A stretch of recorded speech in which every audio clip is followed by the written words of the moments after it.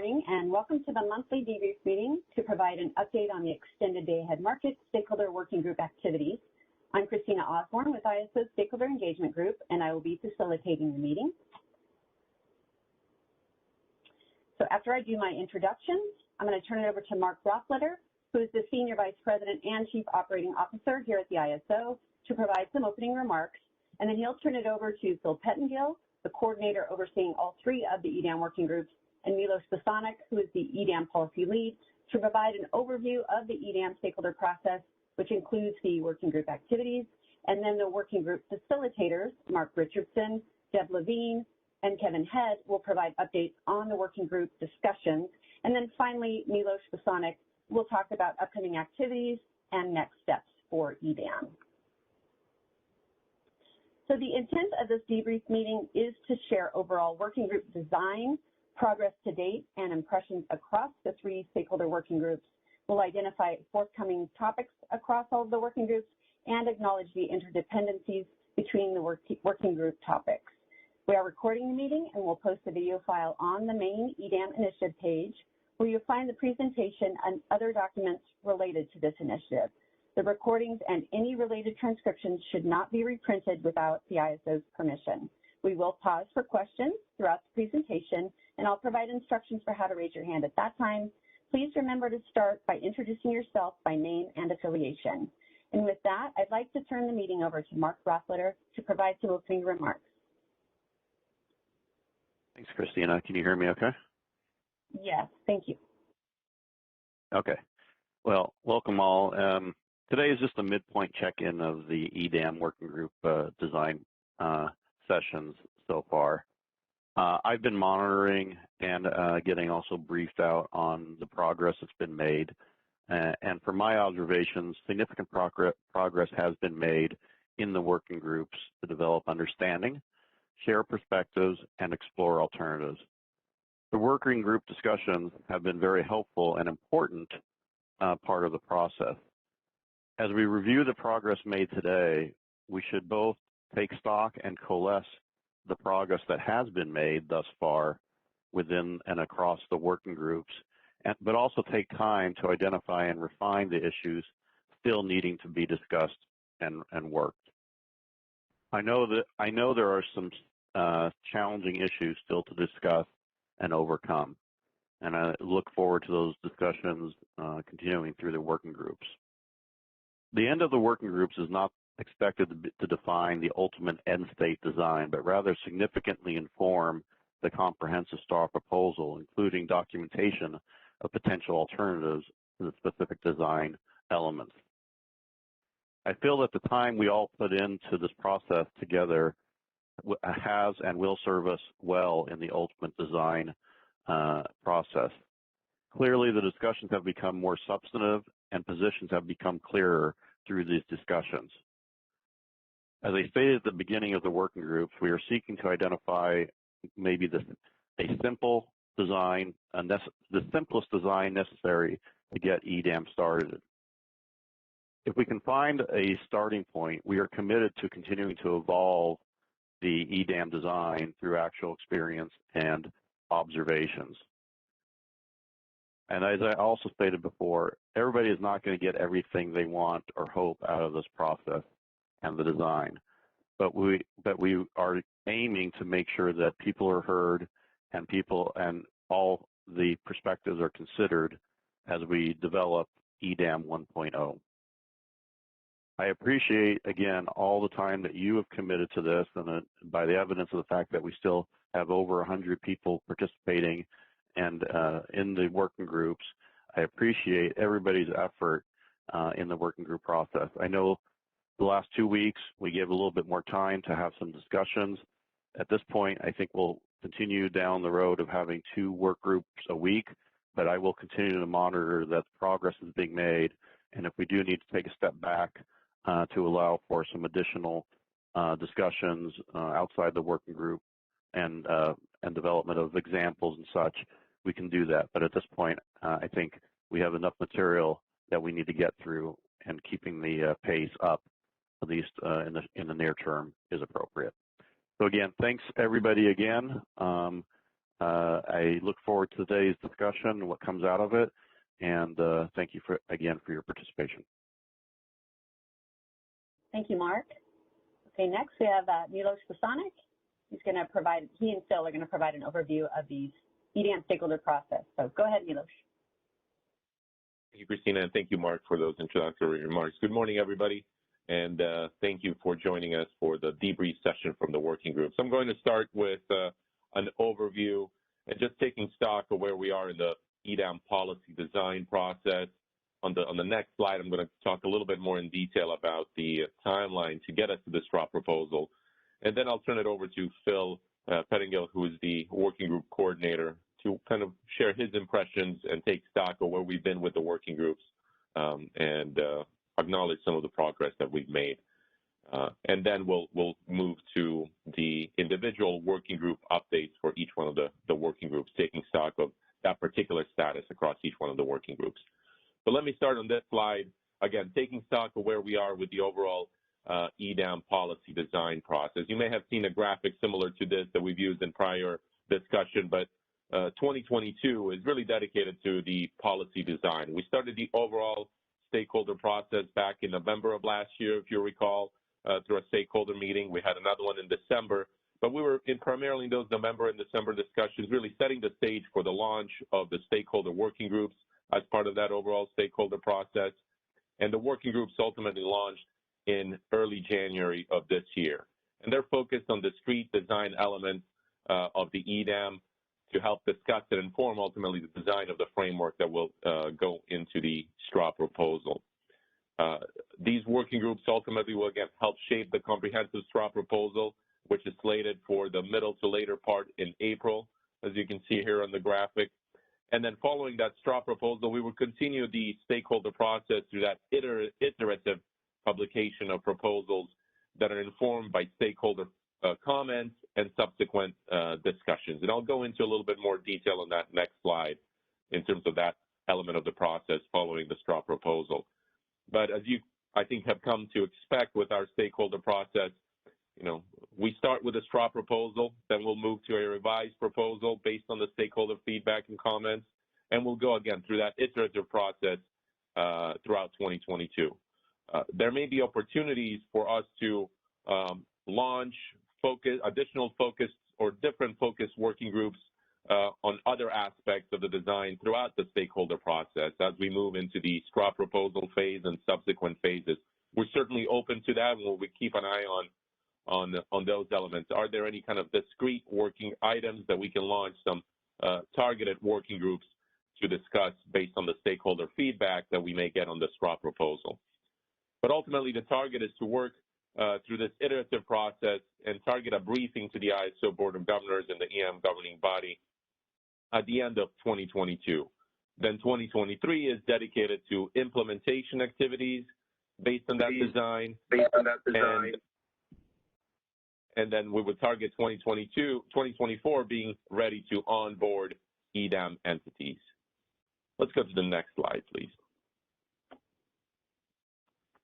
Just to spend a little bit more time on really the runway to get us to the straw proposal. As I noted, the working groups started in January, and those are slated to conclude on March 17th when the last working group would be held. Then for the 18th, we've scheduled a similar meeting to this one, kind of to take stock and debrief on the working groups, take stock of where we are, where we ended with the working groups as they come to a conclusion. And then the following week is where we would look to publish the summary report of the working groups, which will, again, inform the straw proposal on the relevant design elements and design items that we've discussed throughout these working groups. We would then look to publish a straw proposal, a comprehensive straw proposal, in that mid to later time frame in April, and subsequently, a couple of weeks later, hold a stakeholder meeting on that straw proposal, and ultimately comments roughly a month or so after the straw proposal is published, written comments from stakeholders. I'll acknowledge that I anticipate that the straw proposal is going to be lengthy. There's a number of key items that we're addressing, that need to be addressed in terms of the concept of the EDAM design. We're going to look to bring as many of those as we can to the working groups, but we may not be able to bring all of them we'll bring, I think, the elements that are really important to get some discussions on, and I'll tackle that as well towards the end of the presentation. But we're mindful that the straw proposal here is likely going to be lengthy, and some additional time may be needed for stakeholders to evaluate that straw proposal between stakeholder meetings, or some limited additional time maybe potentially be needed for comments. And we're open to that, and we'll keep an eye on that as the proposal evolves and as we approach that particular timeline. I've laid out here, again, the overall time frame and where we are in the stakeholder process, and then just the runway to the straw proposal. I'm going to turn it over now to Phil Pettingell, who's our working group coordinator across all three of the working groups, to really share his impressions and take stock of where we are in the working groups in particular. So go ahead, Phil. Great. Milos, can you hear me okay? Yes. All right. Well, good morning, everybody. Let me start up my video here. And what I thought I would do for us here as we sort of transition into the detailed reports from each of these three work groups is just take us back a little bit and sort of reflect on the progress that we've made. In short, we began the year right after the first, and so that Monday, January 3rd, is when we actually started the work group meetings. And these work groups, as Milos has touched on, and so has Mark, is really something new for us. It's an open dialogue. We're trying to make sure we hear as broadly as we can people's input and stakeholders' comments and ideas across all three of these different, very complex and difficult topical areas. So beginning there in January 3rd, we started off with that work group number 1 on the supply commitments and the resource sufficiency evaluation, and we'll hear from Mark Richardson a little bit later in the details there. Then we moved to the transition commitments with Deb Levine and the GHG accounting with Kevin Head. So we'll hear from those two as well. But the most important thing is, we've been trying to make sure that everybody's aware of when these meetings are occurring, what are the specific topics that we're talking about. And I'm going to ask Emily Hughes, who's one of our scribes, to help talk about the reports and the other information that we've been making available. Let's go to the next slide. So as we think about where things are at, I wanted to just do a quick look back and debrief on what has happened. We started with a common set of design principles in each one of those respective work groups. The idea was to get those out to our stakeholders and all of you that have been participating in the work groups. I want to thank you for that. But also help us understand whether those needed to be adjusted and modified. And so in our very first meeting in each of the work groups, we spent some time reviewing the principles, understanding what they are, where they came from, maybe some of the intentions behind them. And the extent we needed to modify them or adjust them, we came up then with the set of scope items that we were intended to discuss in each of the work groups. And so our facilitators have been working through those discussion items, and we've been making really very good progress. But we certainly had to start with the foundational elements. And so here we are now in week 7 of a total of 11 weeks. So we're going to be going through basically the first half of March. We really only have about another 4 full weeks remaining in the schedule.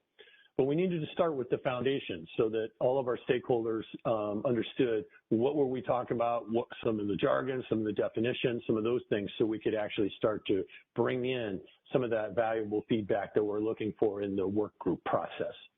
One of the things we realized after a few meetings was that that sort of just very open discussion, the blank slate, if you will, was not allowing folks to really chime in and see clearly how maybe things were going to work on a step-by-step basis. What's the chronology of things that stakeholders need to do in engaging in, let's say, the resource sufficiency evaluation or something like that.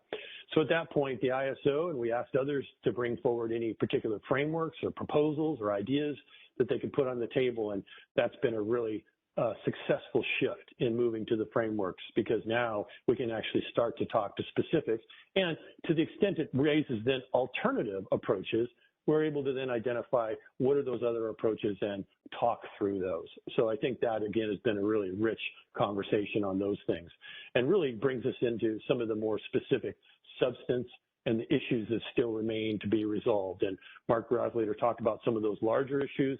Milos is going to talk about a few of those when we get to the end of our presentation today.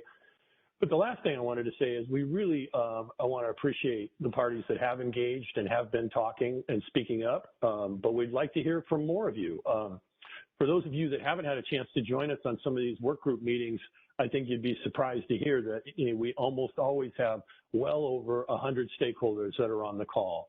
And even today, we're approaching 200 stakeholders that are on this call. So I want to, again, applaud all you and thank you for joining us in this conversation. But we also want to encourage any of the parties that are engaged in this with us to work offline, to think about, where you could coalesce or where maybe the conversation is missing a part of the dialogue, because we certainly want to make sure that we're being comprehensive in that discussion. I'm going to stop there, and what I want to do is transition to Emily Hughes.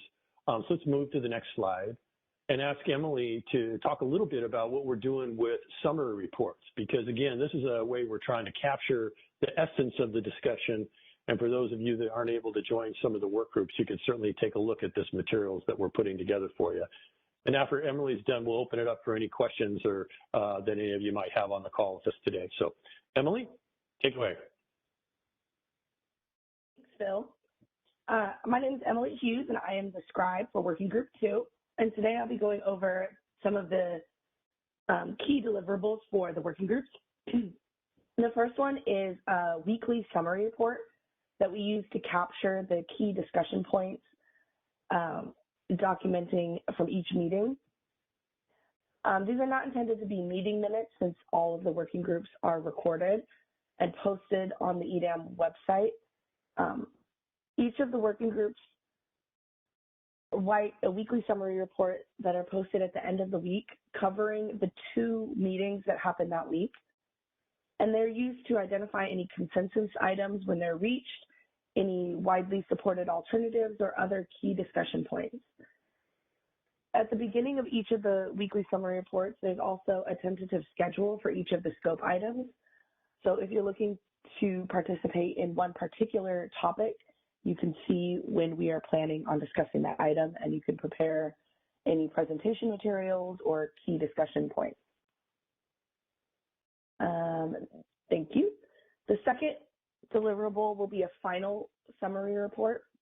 And this will be published at the conclusion of each of the working groups in mid-March, and will lead into a more comprehensive straw proposal that will be published in mid-April. In the final summary report, we will capture all of the key consensus items that were reached, any of the supported alternatives, and any other key discussion points that were considered. These will largely rely on the weekly summary reports from the previous weeks, kind of grabbing all of the key discussion points that were published in the weekly summary reports and combining them all into one final summary report. And then, as I said, it will support the development of the comprehensive straw proposal that will come in April. I will turn it back to you, Phil, and we'll open it up for any questions. All right. Thanks, Emily. So let me just make one last comment, and then we'll see if any questions pop up here, is that our intention, of course, is with this summary report, not only has the ISO team had the subject matter experts participating and listening into these work groups, but this then will be the transition, as Milos was saying then, to developing the straw proposal. And we certainly recognize these work groups have narrowed into these 3 very focused areas. And the design of EDAM, of course, is much more comprehensive than that. But that's really what we intend to do, is use this as some building blocks for that straw proposal. And as Milos said, you'll expect to see that complete EDAM design then come out later in April. So let's see what kind of questions we might have. Operator, anybody raising their hands?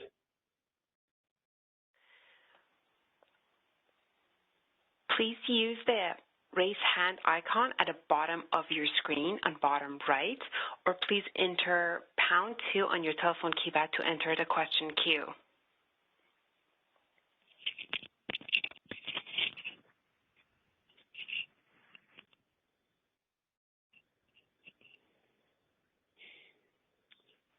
Well, let me just say this. We know we're going to have some time here this morning, so if folks think about what questions you may want to ask, we'll certainly have preserved plenty of time at the end of our presentation. We can open it up and cover all of the material at that time. So, operator, if we don't have anybody yet in the queue, I'm not seeing anybody. How about you? We do not have any questions in the queue. Okay. All right. Well, let me take this opportunity. Let's move to the next slide. We're going to transition into some more detailed report outs from our working groups. And at this point, what I want to do is introduce Mark Richardson. He's our facilitator and lead for working group number 1. And so, Mark, why don't I let you take it away and let's hear how things are going with resource sufficiency. Thank you, Phil. Can you hear me okay? Yep, you're good. All right. Good morning, and thank you, everyone, for your time this morning. As Phil mentioned, my name is Mark Richardson, and I am the Working Group 1 facilitator for the Supply Commitment and Resource Sufficiency Evaluation Group. Let's go to the next slide, please, Christina. So one of the foundational elements to implement a successful extended day-ahead market is the resource sufficiency evaluation. The purpose of the resource sufficiency evaluation is to ensure that each EDAM BAA submits sufficient supply schedules into the day-ahead market to meet their own individual capacity, flexibility, and other balancing authority area obligations based on conditions expected in that day-ahead timeframe. Through the working group, we started getting general consensus on several key design qualities, such as 1, the day-ahead sufficiency needs to be an evaluation across the full 24-hour period. That is based on hourly demand, some level of reserves, and the associated BAA's uncertainty needs. 2, the evaluation will need to ensure overall capacity and flexibility needs are being met.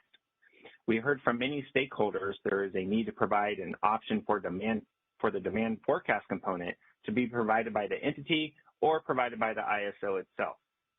And then lastly, the group also established there is a need for an advisory resource efficiency run to provide an entity with visibility that they are making necessary progress towards being sufficient prior to that binding sufficiency run. I did want to note that the working group did briefly discuss the 45-day-ahead advisory plan topic that was detailed in our scoping document, but after discussions realized that it was best to take this particular item offline with the subset of EIM entities and California PTOs that help develop those common design principles to further vet and evaluate the structure and value of this concept. This item may come back into the working group for further discussion based on the progress of those conversations. Let's go to the next slide, please, Christina. Thank you. All right, so this slide originated back in December, and I wanted to bring it back here as an indicator of progress. And I tried to indicate that with some red check marks, and this doesn't necessarily mean these items are completed, but these items have been definitely discussed and vetted. So items like the capacity tests, resource qualification and counting rule details, mainly around the daily energy and start limitations, these discussions primarily focus on how to account for energy limited resources like hydro, battery, and variable energy resources. Given these types of resources have output limitations, it was important for the group to discuss and design what made most sense from an accounting standpoint to not give too much credit or too little credit to a BAA towards passing that evaluation. Items like the timing of the resource sufficiency runs quickly landed on a need to provide the EDAM entity the ability to frequently evaluate the sufficiency for themselves prior to that 9 a.m. scheduled run. And the overall evaluation framework have all been discussed during these past few weeks. Discussion on treatment of imports and how to appropriately account for these transactions has just started this past Monday and will definitely continue later today. Items like failure consequences and certainty of EDAM transfers are still critical elements yet to be discussed. Let's move on, Christina. I'll pause for questions at the end of the slides here. All right. So I wanted to take a slide and enhance on one of the elements that I just mentioned. I wanted to highlight an accomplishment that the group was able to achieve this last week. The group had been discussing in a few sessions several different framework proposals and ideas on how to actually execute the sufficiency evaluation. The optimized sufficiency portfolio framework that you see here is where I believe the group found common ground. This approach combines some of the concepts and addresses some of the concerns raised in some of the other framework ideas. This approach will utilize the submitted resource energy bid range, not including bid prices, and calculate for each EDAM BAA a feasible hourly resource schedule profile over the trading day. That meets demand forecast and uncertainty requirements. The objectives of this framework is to minimize hourly failures and appropriately account for constraints such as energy bid limits, ramp rate capability limits, variable energy resource forecasts, daily energy limits for hydro resources, and state of charge limitations for the battery fleet. This, I think, was a great win for the team, and I wanted to take a moment to kind of highlight that here. Let's go to the next slide, Christina. Oh, my computer just froze. There it goes. Thank you. All right. While we made a lot of progress up to this point, I do want to acknowledge there are still some critical aspects yet to be fully vetted and discussed. These items include treatment and qualification of the different type of import arrangements and how to account for these transactions for resource sufficiency. As I mentioned, those started this past Monday, but there's still a lot of details to work out in that working group. Consequences for failing the resource sufficiency evaluation. You know, we have yet to cross that bridge. We're going to be introducing options and topics such as financial penalties, limiting participation, and or potentially freezing transfers to the extent an entity fails the evaluation. Then lastly, confidence of EDAM transfers. Level of certainty and priority of transfers coming out of EDAM and into real time are definitely a critical item that needs to be vetted. Prior to opening up for questions, I do want to echo what Mark Rockleader, Phil, and Milosh both stated. You know, I truly want to thank the stakeholder community for their willingness to speak up and share their perspectives and ideas in this forum. The working group has all along been committed to designing a fair and comprehensive sufficiency evaluation for all EDAM entities. I truly appreciate the collaborative nature and engagement everyone has been bringing to the table. Your time and feedback truly is valued, and I wanted to thank you. So with that, let me pause and see if we have any questions for Working Group 1. So you can either, if you're logged into WebEx, you can select the hand icon to the right, top right of the chat window. If you just dialed into the meeting, press #2 on your device. And just a reminder to please identify yourself first. So it does look like we have someone in the queue, Yasi. If we can go to Kathleen's line, please. Great, thank you. This is Kathleen Colbert from Vistra. Thanks, Mark, for that. I have a question on slide 15. I was wondering if you could, I mean, I agree with you. We've had all these meetings and we talked about these things. But I was wondering if you could explain what criteria or what your thinking is behind when you have a red check mark or when you have in progress. Like, what for you is the difference between these things? That wasn't coming out clear to me. No, great question, Kathleen, and good morning. Really, I wanted to kind of just indicate that, hey, we have discussed these items relatively in depth. I understand, you know, some of the stakeholders' views and opinions on these different topics, and I think that the ISO policy team may have enough information to take into those, you know, into those discussions and put forth a comprehensive straw proposal. I'm not saying these items aren't going to come back up through the working group.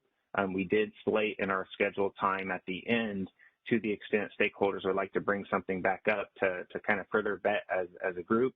We'll absolutely have time to do that. And so then, okay, that's really helpful. So my understanding kind of, if it doesn't have anything, it hasn't come, we haven't tackled it at all yet. If it has an in progress, it's been brought up, but the CAISO team doesn't feel the conversation has been sufficiently developed that they have enough information to come up with a straw. If it's a check, you feel that you got enough info to be able to develop a straw to flip forward? Yeah, I would think that's relatively accurate. I do want to say, you know, this past Monday we had great engagement on, you know, the topic of imports and things like that. I mean, high level of involvement from multiple parties, so we definitely appreciate everyone's time there. I think there's just a few more aspects of that topic that need to be further vetted before we can, you know, give it a check mark and move on in the process to respect the schedule and tackle some of these other big items that we definitely need to discuss as a group. Yeah, no, that's really helpful, especially because this is the first set of these meetings, and if we're going to be using this kind of like framework, I wanted to make sure we all understood it. So thanks for walking through that.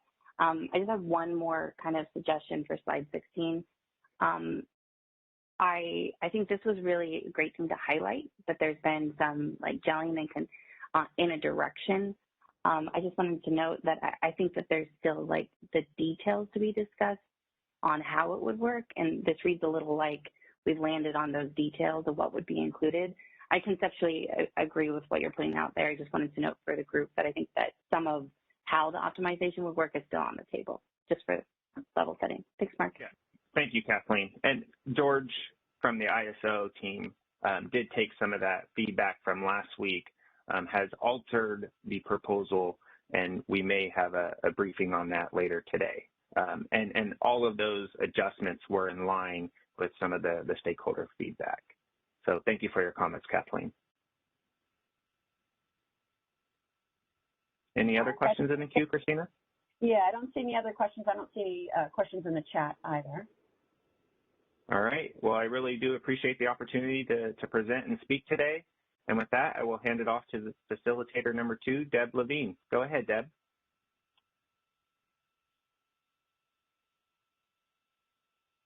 Deb, don't forget to unmute. You may be. There you go. Yeah, you may be muted, Deb. I hate that part. Thanks so much, Mark. I appreciate it.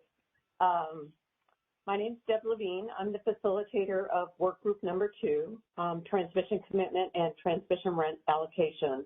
And Emily Hughes is my scribe for this group, which is great. I really appreciate all of her help. Next slide, please.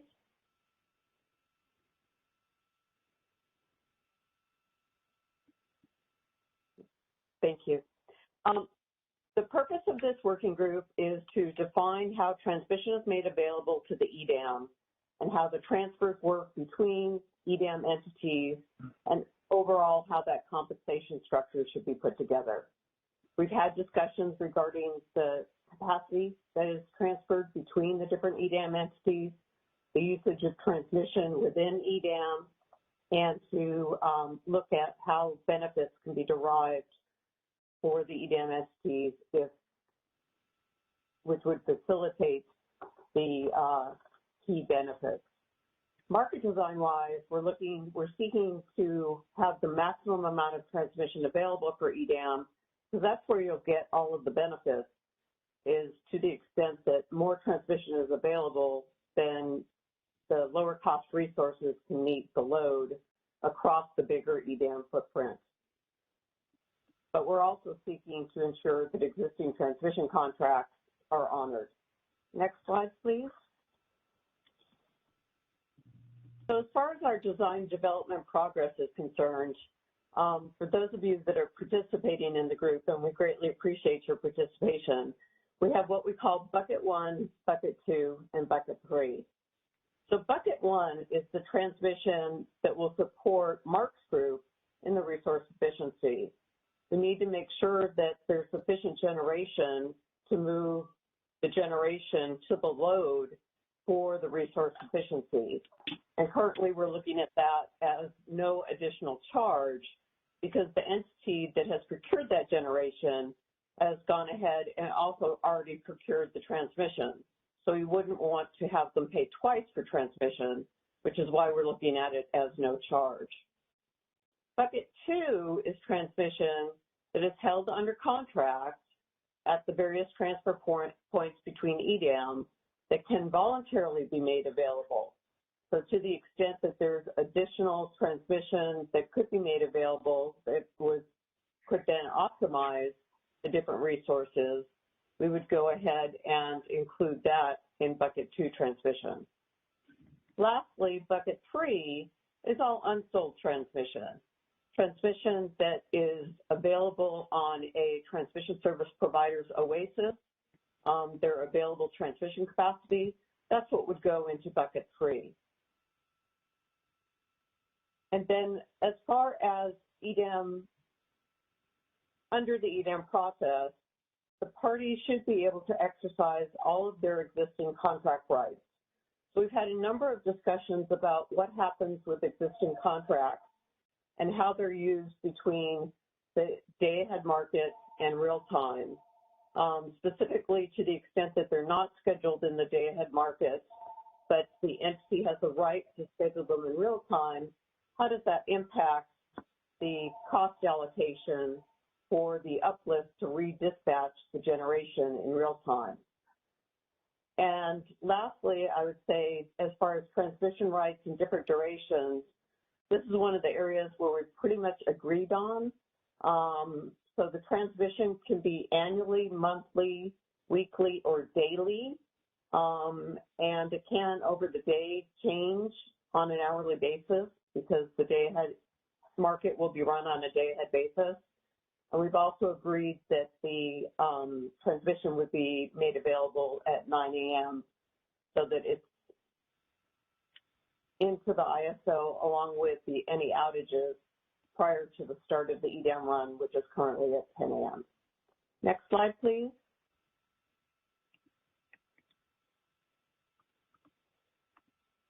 So I'll have to explain this a little bit differently. I did this different than Mark did. We should have coordinated a little bit better. My red check marks these are items that we've discussed, but we haven't necessarily achieved a consensus or come to a resolution on these items. Whereas the green check marks over in timing and duration, as I just discussed, we have already gotten a consensus on and sufficient information to write the straw proposal. Mark, are you on mute? Mark Richardson? I am. Sorry about that. That's okay. No problem. And then the last area is the congestion rent allocation. So I would say our biggest challenges at the moment are compensation, how the compensation is going to be determined, what are going to be the rates and fees, and then how the congestion rents are conveyed to the entities, whether they're a contract holder or a transmission service provider. And then once the rent allocations are determined, how are they going to be allocated? And then up in the availability bucket, there's a consensus that since it's a day-ahead market, people need to rely on that, and therefore the transmission in the day-ahead market needs to be firm, conditional firm, or highly reliable transmission so that people can count on that coming out of the day-ahead market. Next slide, please. So the items we have coming up, as I just mentioned, are compensation, getting that all cleared up. We are trying to establish, equitably allocate across the different buckets and the transmission groups. And we're currently evaluating different approaches, including how the costs are incurred and how the revenue is allocated. The next big item that we're still working on is going through with all of the participants the different types of transmission. So there's transmission between the EDAM balancing authority areas. That transmission will be part of a bigger, let's call it a bubble. So the entire EDAM footprint will all be commingled, and what's transferred between certain balancing authority areas underneath this larger EDAM footprint need to be considered differently than what the transfers are or transmission used for imports and exports from a non-EDAM entity into the big EDAM bubble. And then lastly, to the extent that there are transactions coming from a non-EDAM entity across multiple EDAM entities within the bubble, those types of transmission rights have to be looked at separately. We're still also working on how internal transmission is dealt with within EDAM. This is a big concern, especially for existing contract holders that have internal rights within a balancing authority area. They want to be assured, rightfully so, that their transmission is still held consistent with their contracts. And we still also need to discuss how the CAISO transmission service is made available to EDAM. Lastly, the next big item is how to deal with bidding at the borders of the EDAM footprint, both as a individual entity and also as going across and out a wheel crew, so to speak, of the EDAM entire boundary itself. So with that, I'd like to open it up to questions. My group has still a lot to do. Unlike Mark's group, he's got a lot of consensus and agreement. We're still trying to get through all of the details associated with this very complex issue of transmission allocation, what's used, and how the costs are determined and then allocated to the appropriate entities. So with that, does anyone have questions? Yeah. So again, if you have a question, you can use the hand icon located above the chat window. If you just dialed into the meeting, you want to press #2, and please introduce yourself first.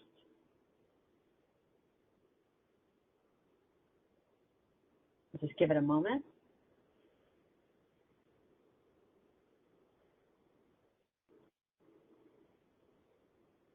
So I've confused everybody and no one has any questions at this time. All right, I'll go ahead and turn it over to Kevin Head. Kevin is our facilitator for Working Group 3. Thank you so much, everyone, for your participation. I greatly appreciate your thoughts and insights and want to make sure that all of your concerns are heard. Kevin, on to you. Great. Thanks, Eddie. Hi, my name is Kevin Head. I'm a Senior Market Engineering Specialist at the California ISO, and I'm facilitating Working Group number 3 alongside Brian Jacobson, who is the scribe for this working group. Thanks for giving me the time to talk about the greenhouse gas working group. The purpose of this working group is really to develop an approach to account for the costs and reporting requirements that arise from state greenhouse gas policies. And I view the sort of primary effort here is how to identify the costs that arise from carbon pricing policies into the CAISO's market optimization. There's some secondary considerations about how state greenhouse gas, renewable portfolio standards, and clean energy standard reporting requirements can be supported by this market design. We've had a lot of good input from a variety of stakeholders. We've heard from regulators in both Washington and California, which run these programs. And in terms of the primary effort, 2 approaches have been offered so far. So we have a resource-specific approach, and this is really a extension of the Western energy imbalance markets design. And this is one where greenhouse gas costs are bid in by specific generators, and then the market optimizes based on those bid-in costs and attributes the emissions specifically to the generating resource. Alternatively, a second idea has been put forward, which is an unspecified or zonal approach, and this is where the market optimizes by considering the price differentials between greenhouse gas zones and non-greenhouse gas zones. And just a terminology note here, when I say a greenhouse gas zone, I mean a state like California, which has a cap and trade program, or Washington, which is putting in its cap and invest program in the coming years. So, and in a non-greenhouse gas zone would be a different state like Arizona or Nevada, which doesn't have a carbon pricing regime. So if the price differential between those 2 zones are high enough, then the transfer is allowed between the non-greenhouse gas zone and the greenhouse gas zone. And there's some other nuances about how those transfers might occur outside of this price differential or hurdle rate is what we call it. But we'll talk about those shortly. The next slide has sort of a summary of the status of where we are. It's going to look a little bit different than the one that we presented in December, just because the scope has been further fleshed out upon. And you'll notice that there's not too many checks on this box, in these boxes. And that's because I didn't want to put a check next to anything if it wasn't resolved for both the unspecified and the resource-specific approach. So I'll start by going through each of these So on the top left, we've been discussing what the compliance area is here. So what's sort of the area under consideration? And I think we've reached agreement that this makes sense to be sort of a state-specific model with some other nuances there. The next question is participation, and is there an election that can be made by supply resources to serve greenhouse gas zones? So I put this as in progress because the extension of the Western Energy Imbalance Market model already has that, but we're still working on how that might work for the unspecified approach. Moving on, the costs being optimized here, I think we've reached pretty good consensus that these are greenhouse gas costs arising from carbon pricing policies. Moving on, multiple greenhouse gas zones. What I mean by this is California being a greenhouse gas zone, and when Washington presented a few weeks ago, confirmed that Washington will also be a greenhouse gas zone. And at the onset of the programs, well, at least by the time we are expecting to go live with EDAM in January 2024, the programs won't be linked. So the model that we come up with will have to account for the fact that there are multiple greenhouse gas zones. And then the optimization approach is sort of the core question between the resource-specific and unspecified approach. Moving on to reporting and settlements, in my mind, there's two main issues that we have to tackle here. One is which entity holds the greenhouse gas reporting obligation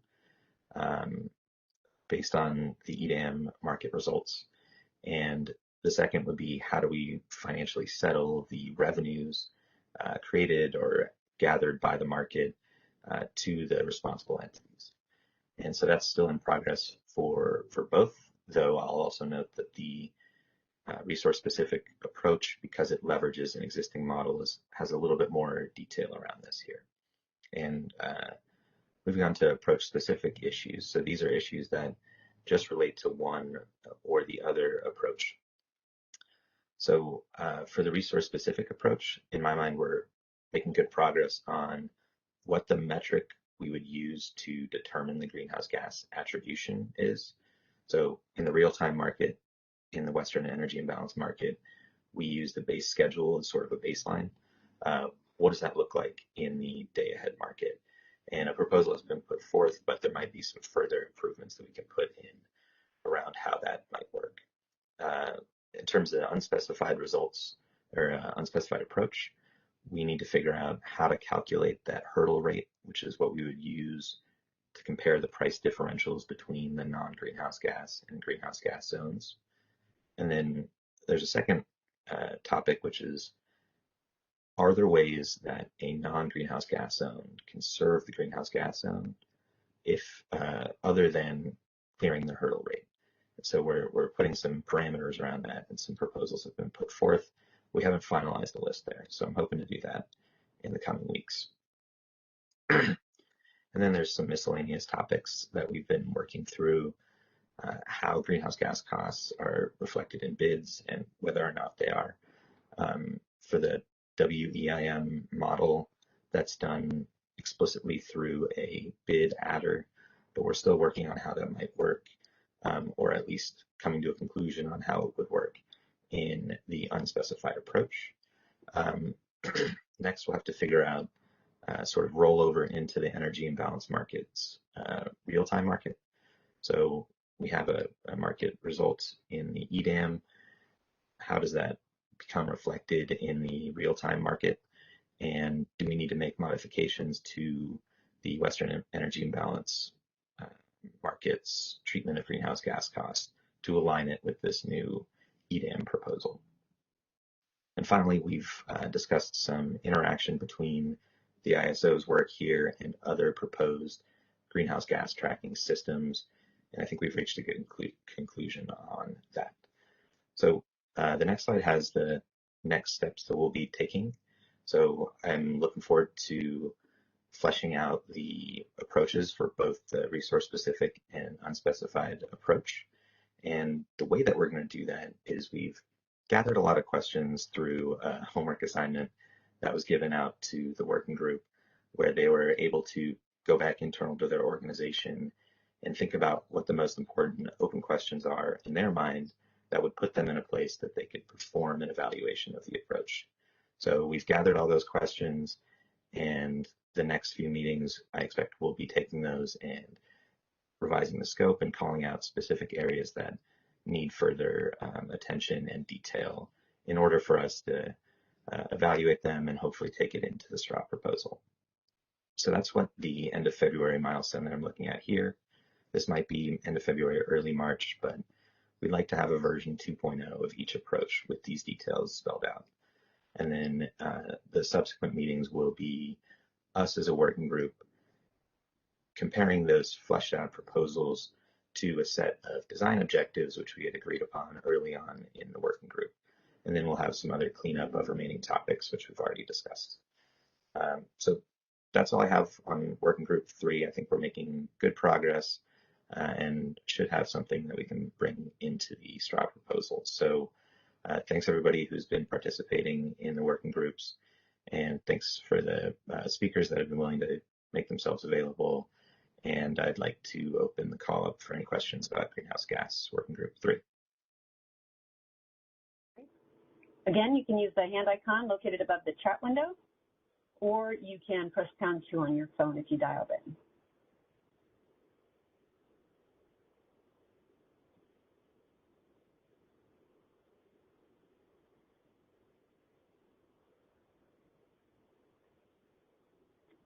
All right, I don't see any questions, Kevin. Okay. Well, thanks everybody. I'll be around the whole call, so if you have any other questions, feel free to raise them. Yeah, we do have a hand raised now. Sorry about that. Okay, cool. Okay, Yeah. Can you go ahead and introduce yourself, please? I'm sorry. Go ahead. You're used to facilitating, Kevin. No problem. Sorry. Thanks, Kevin. Steve Greenleaf, Brookfield Renewable. And first, let me just say that you and Deb and Mark have done a fantastic job on facilitating all 3. And secondly, I've got to profess, as far as the GHG group, I'm probably a little less up to speed than on the others. But could you go back to 25 for a second, slide 25? Just on reporting and settlement, your first bullet point, I just want to understand that the ISO is not looking to determine, because the reporting obligations are as defined by the applicable regs. In California, it's CARB, obviously, and Washington, it'll be, the UTC or whomever. So can you just clarify that point? Because it seems to me, that's outside the CAISO's purview of which entity holds the reporting obligation. Yeah, and I'm saying this from a perspective of, an entity that does, is an importer into California, for example. So we have a reporting obligation to CARB in that context.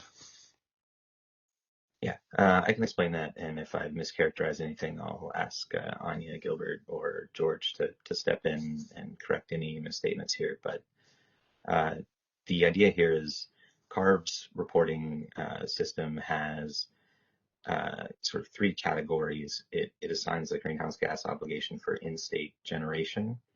It establishes sort of resource-specific attribution, which is, I don't want to characterize the program too much, but then also there's unspecified transactions, right? As part of one of those categories, there's a category called EIM deemed emissions. And so these are emissions that the ISO's energy imbalance market, real-time market algorithm says, based on these submitted greenhouse gas bids, which resources are deemed delivered to California. So that's a mechanism that the ISO's market performs, and then it reports that to the California Resources Board, which then handles the reporting after that point. So there is just one input into CARB's broader set of compliance rules that specifically deals with our market the California ISO's Western Energy Imbalance Market's attribution of electricity imports into California. Okay, that's very helpful. That clarifies that. Thank you very much. Thank you. Any other questions before I turn it back over to Milos to go over the upcoming EDAM activities?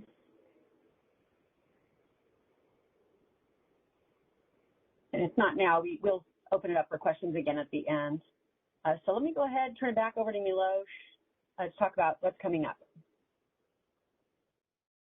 All right, thank you, Christina. If we can go to the next slide, please. Okay, so, you've heard now across all three of the working groups, and there's a robust set of topics that are being discussed and have been discussed, and there's a number of key items that are coming up as well here as we march on towards that mid-March timeframe where the working groups will conclude. But I do want to acknowledge there's a couple additional items that I expect will be raised in the working groups. They don't necessarily have a great fit within the original concept or at least the scope of the working groups.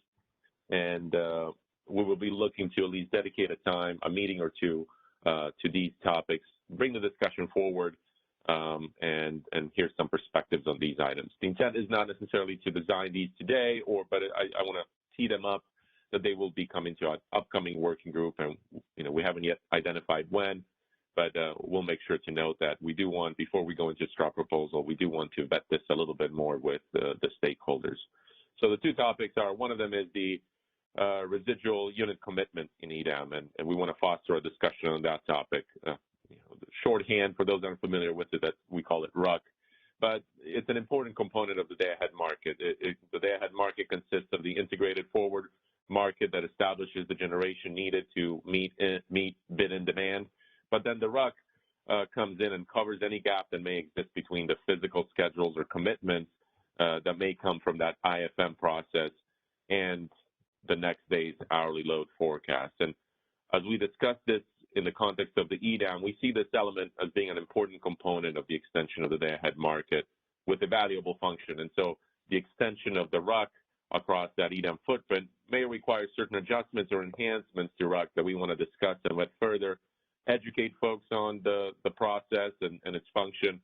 And so we want to dedicate some time at an upcoming working group on this particular topic. Like I said, we haven't yet identified the time frame of it, but before the working groups conclude, we do want to dedicate some time to discuss this and leverage the working groups and the collaborative discussions and the sharing of perspectives on this particular topic. The second one is convergence bidding in EDAM. Convergence bidding is an important market mechanism or function within the market. Convergence bidding is intended to increase market liquidity, lower overall costs due to more efficient day-ahead dispatch, but it also is intended to decrease the differences between day-ahead and real-time prices. And so convergence bidding is an important component of organized markets, and we recognize that this component, along with probably others here, is new to a number of entities. It's new to the bilateral world. It's new to the West, and we want to dedicate time at an upcoming working group meeting to discuss this function and its role, do a bit of education, and really have a more pointed discussion on the role of convergence bidding in EDAM and the openness of entities to effectively adopt this kind of a framework as we move into the EDAM world. So these two topics, like I said, we'll be looking to tee them up on an upcoming working group, and we'll make sure we give plenty of notice so that stakeholders that are interested in these can make the time and engage in them. I envision at this stage that likely where this fits the most is probably within the working group one discussion, and like I said, we'll look to give some notice ahead of that. Let's go to the next slide, please, Christina.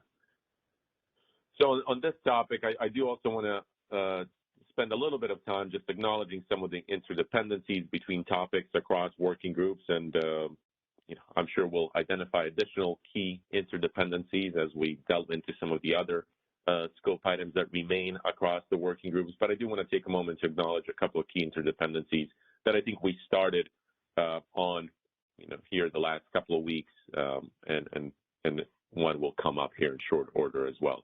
But the first one here on the slide is the interdependency between the resource sufficiency evaluation and the transmission that's made available across interfaces between EDAM areas or EDAM balancing areas to support EDAM transfers.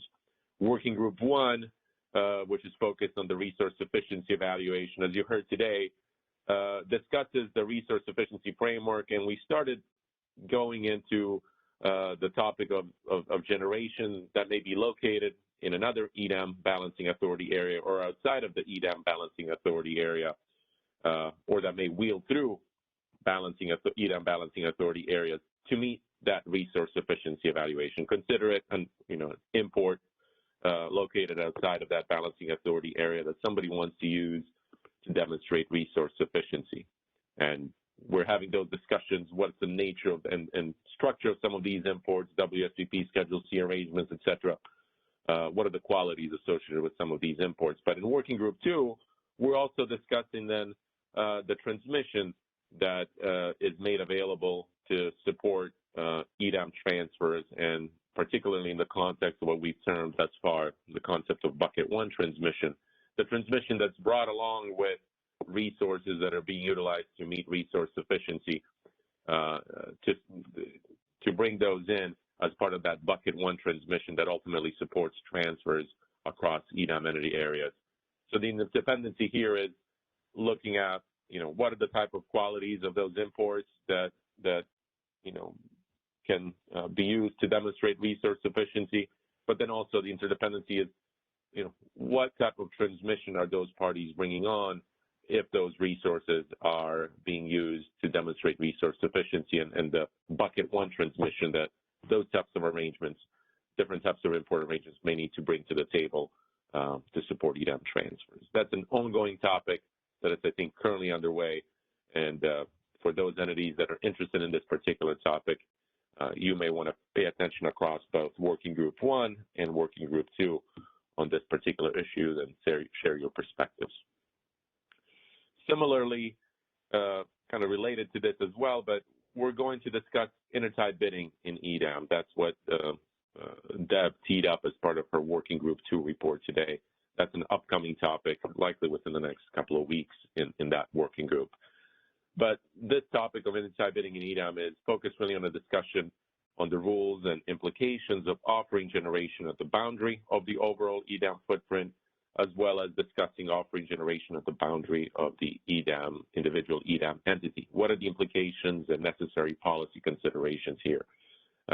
This topic, again, is going to be raised in the context of Working Group 2, but it also relates to some of these Working Group 1 related activities, depending on where these imports are coming from for resource sufficiency and the nature of those arrangements that we need to keep in mind. If an import is utilized to demonstrate resource sufficiency, what are the implications if that import is being, brought in at the footprint of the boundary of the EDAM footprint versus at the boundary of the EDAM entity? What are the implications? Should that be allowed or not? But that's the discussion that's coming up in the context of Working Group 2 as well. And as I noted, as we go into some of these additional topics that we teed up within each one of the working groups, there will be additional connections that are more prominent than others that we'll need to be mindful of, and we'll look to make sure that we acknowledge those across the working group so that stakeholders that are interested in following a particular topic can engage across working groups on that, knowing what will come up in one group compared to the other. So the next slide is, we don't have to go there yet, Christina. Let's stay here for a second. But the next slide is really a next step slide.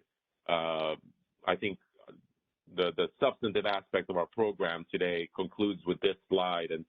And I want to pause here to see if stakeholders have any questions on the couple of slides that we just covered, but also on anything that we covered throughout the presentation today. This is the opportunity to raise some of these questions now. And, the intent of today's meeting is more of a debrief, taking stock of where we are. We'll have another session in March and leaving the design discussions for the working group. So let's open it up for questions here on the last couple of topics I covered, but also on anything that you may have heard throughout the discussion. I do see Alva in the queue, but this is a reminder. You can use the hand icon located above the chat window to raise your hand in WebEx. If you just dialed into the meeting, press #2 on your phone. And it does look like we have a couple of people in the queue, so we'll go to the first caller. Good morning, Milosh, and thank you, Christine. This is Alvis Svoboda from PG&E. A really excellent summary presentation here, and I really appreciate you bringing up some of the open issues, Milosh. On the RUC issue, it seems to me that a significant input to that is going to be the degree to which the DAME initiative is finalized, and whether it's an input or a moving part in that discussion. How do you see that from your perspective? Do you see it as something that will have been finalized and then become just an input to that discussion, or will there be still some give and take there? Yeah, thank you for the question. I think there's definitely, some ability to shape it still, give and take, as you know. And I would envision as we go into that discussion on RUC and tee it up in one of the working groups, we'll make sure that we're also making the connection to the DAME initiative and those interdependencies, so that we can have, a more robust discussion on what's being considered in DAME in the context of RUC, and then how certain aspects of RUC may need to evolve in the context of EDAM. So I appreciate you pointing that connection and dependency as well. Great, thank you very much. Thank you, Alva. We'll go to Carrie. Hi, this is Carrie Bentley with the Western Power Trading Forum. I had a very similar question to Alva. I was wondering if there was a connection to DAME and maybe just broader than RUC, and whether that was going to be brought into the working group process, and whether there were any other interdependencies with other CAISO initiatives that I'm not thinking of, perhaps the transmission, I always forget the new name of it, the transmission one, and whether that was going to be brought into the working groups. Yeah, no, very good question. And yeah, we would, like I said, as we have that RUC discussion, we'll definitely point out the interconnections and interdependencies with the DAME initiative, including, the different aspects that are being considered there.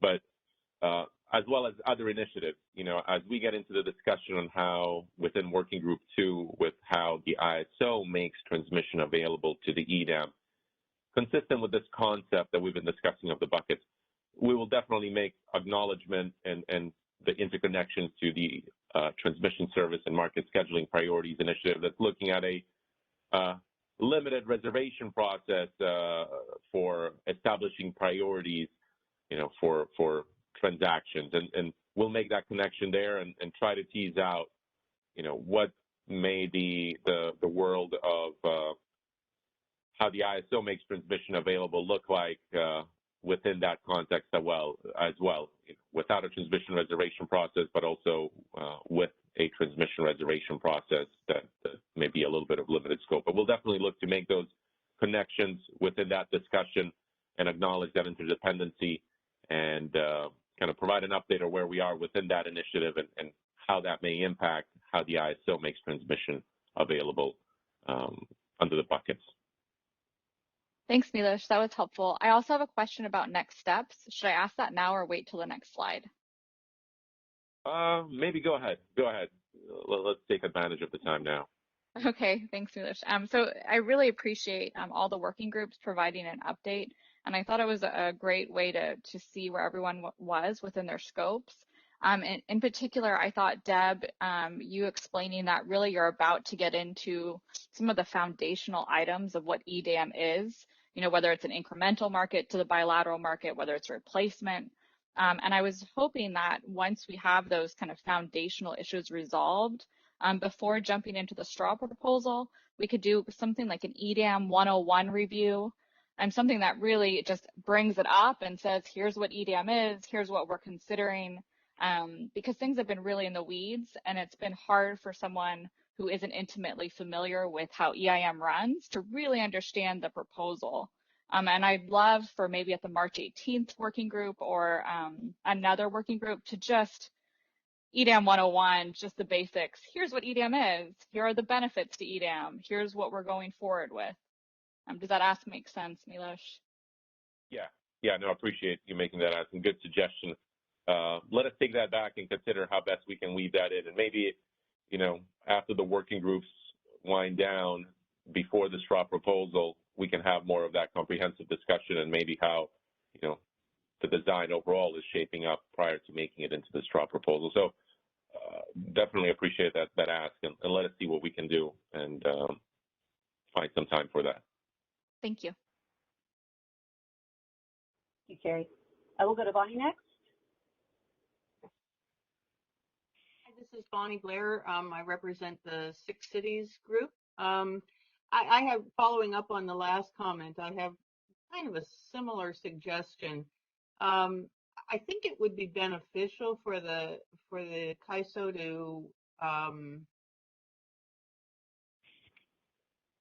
create an opportunity for some sort of structured feedback from stakeholders on elements that the CAISO sees as being agreed upon or has an understanding that there's a level of consensus.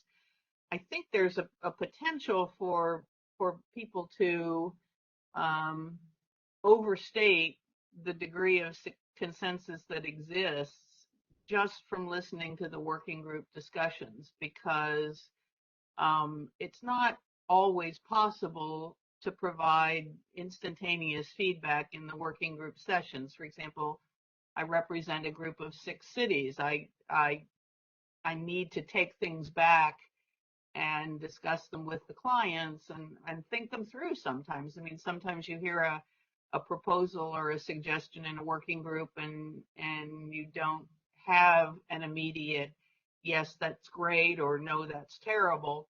And so I don't think you can just rely on what you hear during the working group meetings or don't hear to conclude that there's a consensus about something. And I think somewhere in this process, sometime in March, I would guess, before you sit down and really put pen to paper on the straw proposal, I think it would be helpful, just from mostly from your perspective, to take the temperature on key elements where you have a sense that there's some level of support, but maybe it's not as high a level as you might think. Yeah. No, appreciate it. Appreciate it, Bonnie. Great suggestion, and let us consider that as well. I acknowledge that, when you get into these working groups, it's tough, especially when, you may have 100-something people, but not everybody speaks up, and us characterizing some of these things as general consensus. We usually do it based on some of the folks that do speak up, but that's a great suggestion of trying to find a way, as we design some of these key elements in the working groups, finding a way to maybe allow for some comment or some other way to come back to an item to test the temperature from the wider community, giving you time to consider that internally, some of the elements that you heard. Let us take that back and see what's the best way that we can achieve that. Whether it's maybe, as you suggested, maybe towards the conclusion of the working groups on some of the key design elements based on, some of a summary of some of those key design elements and where we think we are in the working groups, and allowing an opportunity to comment. Let us think about that, because we've left a little bit of room towards the end of each one of the working groups, if it ends up working out, that about 2 or 3 meetings to take stock of where we are, and maybe there's a way to leverage those meetings to put together a more comprehensive summary of some of those key elements and where we think we are on those, and allow for some room to discuss those within those meetings as well. So I understand what you're getting at. I understand the ask. Let us see how best we can achieve that. Great, thank you. All right, let's go to Kathleen. Thank you. This is Kathleen Colbert from Vistra. Thanks to the CAISO and everyone for putting together this meeting. I think it's a helpful thing to kind of take a look back. I have 2 suggestions for the CAISO to consider. One is substantive and one is practical. But before I get into that, I want to strongly echo and support both Carrie and Bonnie's requests. I think those are great ideas. So I just want to throw that out. I think an EDAM 101 somewhere would really help the broader community. So thanks to Carrie for that idea. And then Bonnie's, we struggle, I definitely struggle with that, even representing only one company. This pace of the working groups makes it very difficult to get like full vetting or a more comprehensive vetting. And so we've had to try to figure out how to be more agile, but space like Bonnie suggested would really help. So kind of with that, maybe I'll give my practical suggestion first is I heard what Mark Rossleader said in the beginning about the schedules, and I respect the CAISO. I really respected the CAISO kind of slowing down a bit and moving the working groups to 1 meeting a week, which really translates for folks into 3 meetings a week that are 2 hours each. In my, so my experience was that the most amount of progress that was made in these working groups occurred during those 2 weeks. So I want to commend the CAISO for making that decision. I think sometimes we have to, someone very wise said to me, sometimes we have to slow down to speed up. And I thought that was really well put. I have a suggestion that maybe is a compromise between keeping our current schedule and that, which is to go to 1 meeting a week, but make it but add an hour. While that's not 4 hours a week, it is 3 hours. It really is a compromise, but it would be 1 meeting, a 3-hour meeting. And I think that will help give us more time to explore internally in vet. So I just respectfully ask the CAISO to consider this compromise schedule. That would, I think, help the stakeholder community provide more value to you. My substantive suggestion is kind of along the lines of Carrie and Bonnie's. Since we started these working groups, I know a lot of stakeholders have raised that there's open questions about what the EDAM expansion of the CAISO market really looks like, and that there hasn't been a forum to have that higher level discussion of what the purpose of EDAM is, which markets are being extended, what products are being extended. And I want to recognize, Milos, you raised some of those elements in your next steps. I just want to emphasize that those are like key elements that really are part of the high level structural design that since we haven't had that forum, I think it's been making things more difficult in the working groups that are focused on details or detailed elements of that design. If we could have some forum to talk about what is EDAM, what are stakeholders' perspectives, what's the CAISO's, so it takes the EDAM 101 idea, but expands it to and allows stakeholders a chance to say, well, I kind of thought this is what it would look like, and get feedback from the CAISO on that. That would be really helpful, I think, to help us slow down, but really speed up. Thank you. Thank you, Kathleen. Appreciate the feedback. Yeah, let us go back and consider that, and we'll circle back with the stakeholder community. But appreciate the feedback and appreciate the.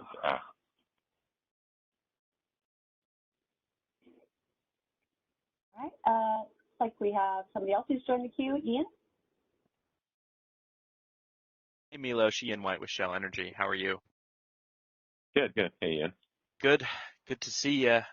Hopefully we get to see more of everyone in the near future in person. I just wanted to quickly just kind of echo Bonnie and Carrie and Kathleen's sentiment.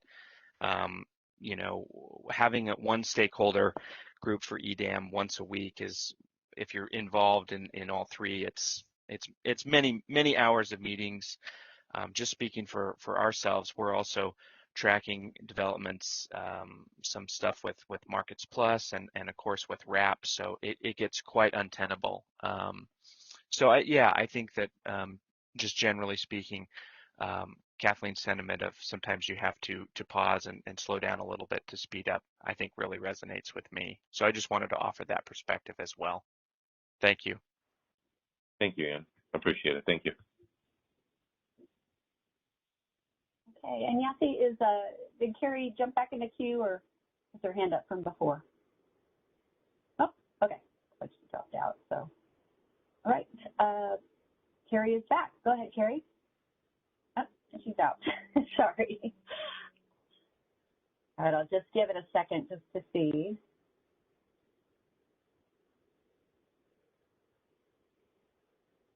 I don't know, any of the panelists want to have any other remarks they'd like to make before I review the next steps here? Yeah, this is Milos. Let me just, again, on behalf of the ISO, express our gratitude and thank everybody for participating in the working groups and I acknowledge some of the questions, some of the asks here at the end. Let us go back and we'll consider what we may be able to do, and we'll make sure to share that with the stakeholders. But I do want to acknowledge that it is a very heavy pace of 2 working group meetings a week. We certainly appreciate all of your time and effort in participating in these working group meetings. We recognize that there's a number of other things going on, and whether at the ISO or elsewhere, but it can get fairly burdensome. We recognize that. So let us consider some of the feedback and see what we may be able to do. But I do want to acknowledge everybody's participation in these working groups. It's been key to helping us move through some of these items, teasing out stakeholder perspectives that would ultimately, I think, help us understand where, can help guide different aspects of the design. So we really appreciate stakeholders' participation. I think we acknowledge that we may not be able to get to consensus on these items. It's fairly unrealistic, probably on probably the majority of these items with so many entities participating, finding consensus. But the different feedback and the different perspectives do bring new issues to light, do bring new things to consider, and ultimately help us shape that design. There will be opportunities as well when we publish the stakeholder straw proposal. There will be opportunities as well there for written comments on the overall comprehensive proposal. And we'll go again through that iterative process where we'll have presentation, stakeholder feedback, and there'll be additional opportunities to put pen to paper. But I do acknowledge the ask for a more one-on-one session at some point here in the near future, as well as looking to potentially consider modifying the cadence a bit here as we approach that March 17th timeframe for concluding the working group. So appreciate everybody's feedback and appreciate your perspectives. Feel free to reach out offline as well. I encourage you to congregate amongst yourselves to shape perspectives and bring them to the working groups. Reach out to the ISO as well. We're an active participant in the working groups. We're looking to bring things forward to the table. If you have any feedback on what we brought to the table or have suggestions on how to make certain adjustments that maybe you don't feel comfortable sharing in the working groups, but you do want to share that feedback with the ISO or with any of the other stakeholders that are putting things on the table in the working groups, by all means, feel free to do so. We're open to engaging with you, to taking in different perspectives, and ultimately, again, it's all going to help us shape that comprehensive straw proposal that we're targeting to publish in the April timeframe. So with that, again, I want to thank everybody for your engagement, not only today, but across the working groups, and really appreciate your feedback, and we'll continue to be in touch. Thanks, everybody, and Christina, I'll turn it over to you.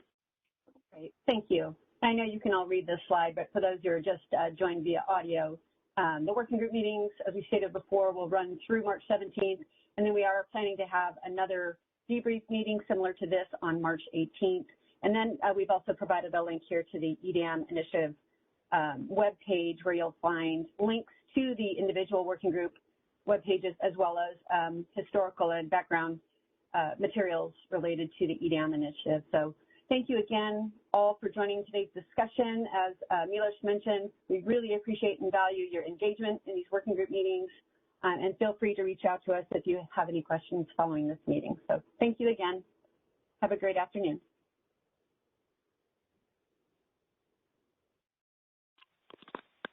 That concludes today's event. Thank you for using event services. You may now disconnect.